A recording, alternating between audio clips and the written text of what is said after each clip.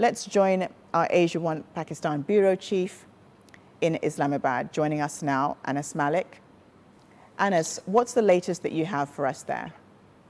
Well, Anike, what we're given to understand is that progress has been made during two key visits to Tehran.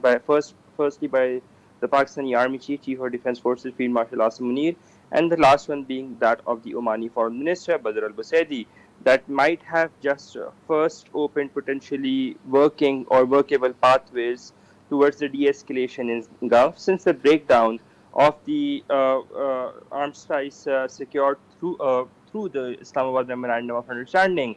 Although what we know is that there has not been any clear breakthrough yet that might have been announced. Fundamental differences have been persisting between Iran and the United States, but the latest diplomatic activity has brought the political and technical dimensions of the dispute back into the focus. And there seems to be considerations on the part of Washington to reconsider the sanctions as part of a broader understanding in Iran with Iran, provided that Tehran meets certain conditionalities.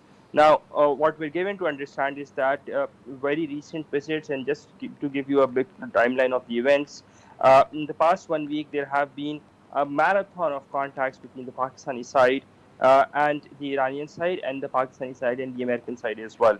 Here's what we know publicly. On 21st of August, Friday, the Iranian Foreign Minister Sayyid Abbas Araghchi spoke to the Pakistani Army Chief Field Marshal Sayyid Asim Munir. 24 hours later, the Iranian Foreign Minister, again on the 22nd of August, spoke again to the Pakistani Army Chief Field Marshal Asim Munir. On the 23rd of August, Sunday, the US President Donald Trump spoke to Pakistan's Army Chief Field Marshal Sayyid Asim Munir, who is the key and principal mediator on the part of Pakistan. On the 24th of August, that is Monday, Pakistan's Army Chief Field Marshal Asim Munir was accompanied by Pakistan's Interior Minister Mohsin Naqvi. They visited Iran as part of Pakistan's effort for cessation of hostilities in the Middle East.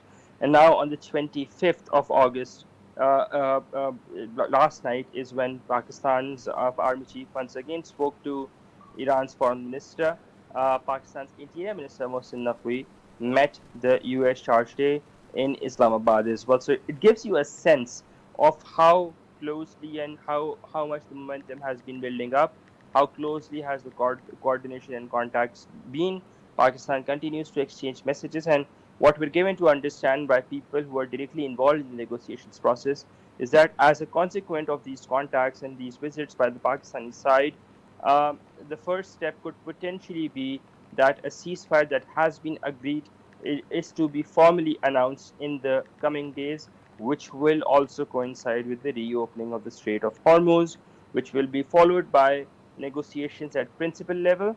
And following the negotiations at principal level, there will be technical level talks, but date and venue of those talks and negotiations are yet to be worked out. That's what we're given to understand. But at this pace, things are very, very rapidly progressing and evolving in a literal sense by the hour. Amike? Anas, this conflict has been ongoing for nearly 6 months, and Pakistan, as well as Qatar and Oman, have been the main negotiators. Can you talk us through the history and Pakistan's role over the last 6 months, including its role in the Memorandum of Understanding? Well, it began on the 12th of March with that visit by the Pakistani Prime Minister and the Army Chief to Jeddah, where they met the Saudi Crown Prince Mohammed bin Salman, and the Saudi Crown Prince somehow urged the Pakistani side to play its role. Following that, on the 14th of March, is when Pakistan's Army Chief Field Marshal Sayyid Asim Munir, on his way back from Jeddah, stopped in Oman, met Steve Witkoff and Jared Kushner, and then a formalized way of talks began, or rather informal communication. Then you fast forward to the 19th of March this year, when the Arab Islamic foreign ministers were meeting, and Pakistani Foreign Minister Senator Mohammad Ishaq Dar was in a meeting with his Turkish counterpart Hakan Fidan, when Hakan Fidan's phone rang, and it was Sayyid Abbas Araghchi on the other end. Soon, Pakistan's Deputy Prime Minister and Foreign Minister Senator Mohammad Ishaq Dar joined in on that telephone conversation, which was supposed to be a bilateral conversation, turned into a trilateral conversation. And the Iranian ask was basically considered on the part of Pakistan and Turkey, and then things basically just hit off. it came to a culmination point where Pakistan at one point did the unthinkable or unimaginable. It hosted US and Iran talks, the highest ever since in the past 47 years of animosity that Tehran and Washington shared, and uh, the most direct talks that we saw very consequential. After that, we saw two visits in less than 24 hours by the Iranian Foreign Minister Sayyid Abbas Araghchi to Islamabad. There was a lot of back and forth. I'm talking to you to the month of April. Then Pakistani Army Chief Field Marshal Sayyid Asim Munir was in Tehran as well on that unprecedented 3-day visit. President Trump, in his own words, has been saying that he's been considering or extending the ceasefire on the request of Pakistan. So Pakistan's been part and parcel to it for one very reason. It knows it's not a conventional mediator, so it doesn't have any pride that is associated when it comes to the negotiations process. Number one, and number two, it is to be considered the fact that for Islamabad, it is a matter of its absolute economic survival or local domestic consumption as well. Pakistan shares a 900-kilometer long border with Iran, and the spillover, if it happens on Pakistan's western borders, is Pakistan ready to deal with it? Pakistan is clearly not. Pakistan has previously seen a spillover 40 years ago.